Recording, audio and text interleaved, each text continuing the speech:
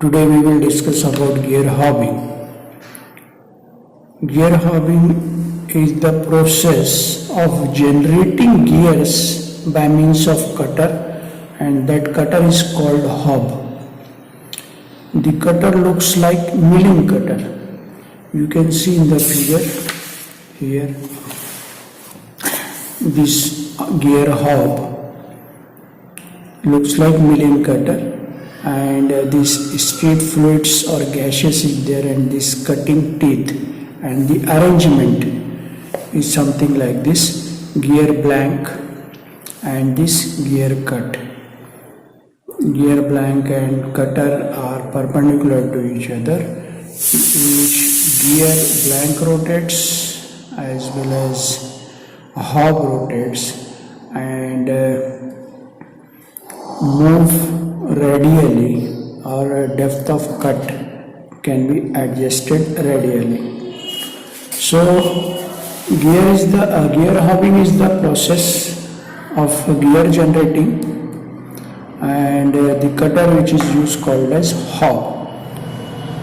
A hob is similar to worm with gaseous or fluid made parallel to its axis and having cutting edges. Fluids may be straight or helical. Fluids are cut across the worm, forming rag-shaped cutting teeth. The gear cutting with a hob involves three basic motions, and all of them occurring at a time. Means three motions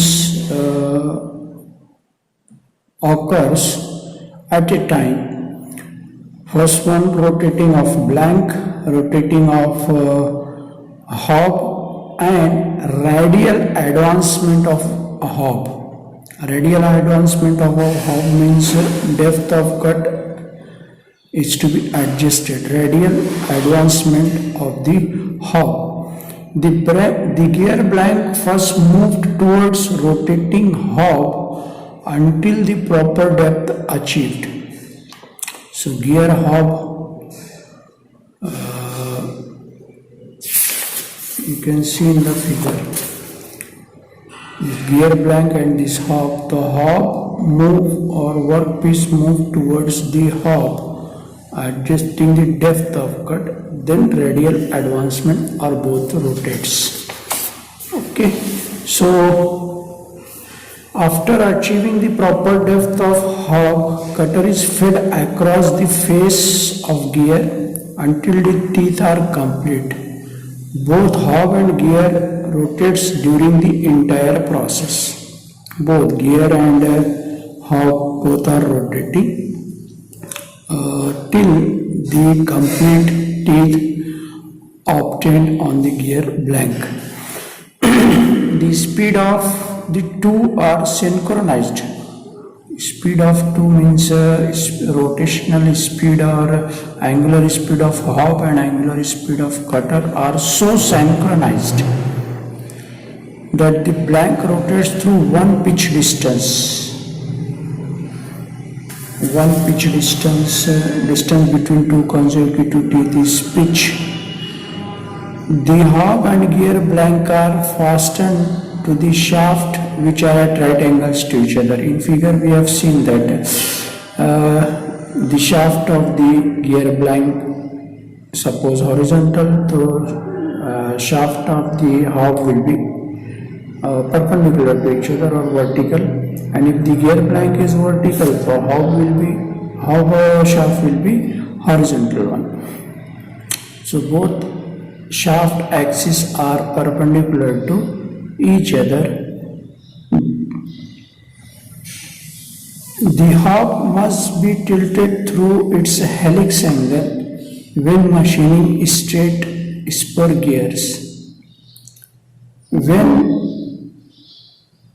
in hobbing spur gear, the hob teeth are set parallel to the axis of rotation of a blank, and if you want to produce helical gears, the shaft of the axis of the hob is set at an angle, required angle, And from one gear cutting, the axis of hub set at right angles to the gear blank. This is the figure of how I have shown you, in which axis of the blank and axis of the hub are at right angles to each other. Now, advantages of gear hobbing. Obviously, this is the faster process or continuous process, because workpiece and hub rotates simultaneously, and if the both hub and gear blank rotates, the production rate will be higher one. So first advantage is faster and continuous process, and second one is higher rate of production. Third advantage is quick setup and economical one. And hobbing process gives higher accuracy. And next is many gears of same size can be cut simultaneously. Hobbing machines can be used for cutting spur, helical, worm gear, sprockets, splints, etc. Sprockets you have seen in bicycle chain. Toothed wheel around which chain is wound, that is called sprocket.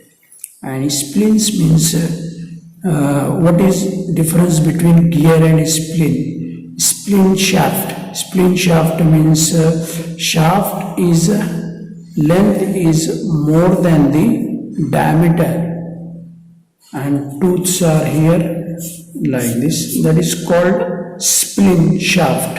And gear means thickness of the or length of the gear is less than the diameter, that is called gear. So hobbing machine is used for cutting the gears, sprocket, splints, worm gears, helical gears, spur gears, etc. etc. Long shaft and splints can be easily accommodated on hobbing machine. Long shaft it is difficult to accommodate on milling machine, but in a hobbing machine you can easily accommodate. And irrespective of number of teeth, same hub can be used for same module of gear. Module I have told you. So irrespective of number of teeth may vary 20, 30, 25, and if the module this thickness is same, you can use same hub for different number of tooth gear. Now, what are the disadvantages of gear hobbing? Few disadvantages, like a hobbing machine cannot generate internal gears. Only external gears can be manufactured on hobbing machines, and the gear having shoulders and flanges. Gears having shoulders and flanges means cannot be cut on hobbing machine and cannot produce unsymmetrical shape. Only symmetrical shape can be produced by hobbing machine. Now this is the figure of vertical hobbing machine or gear hobbing setup or construction. You can see here this bed, this table, this gear blank. It is attached to the hold by the fixture, and this gear hub, this column. So feed can be given by moving the hub up and down. This table can move right and left. So feed is given, and it consists of hub spindle, work table, main drive, slideways and column.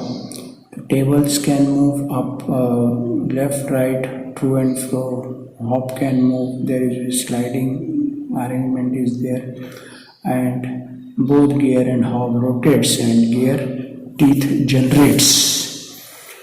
Now types of gear hobbing machine. There are two types of gear hobbing machine. One is horizontal gear hobbing machine, vertical gear hobbing machine. In horizontal gear hobbing machines, it is used for machine longer workpiece. The axis of the job to be cut parallel to the machine. Axis of the workpiece or job is cut parallel to the machine bed, means like this. And in vertical gear hobbing machine, this is most versatile gear hobbing machine. Mostly vertical gear hobbing machines are used in industry, and the axis of the job to be cut perpendicular to the machine bed. As you can see in the figure, machine perpendicular, axis of the job is perpendicular to the machine bed. So you can say this is the vertical hobbing machine.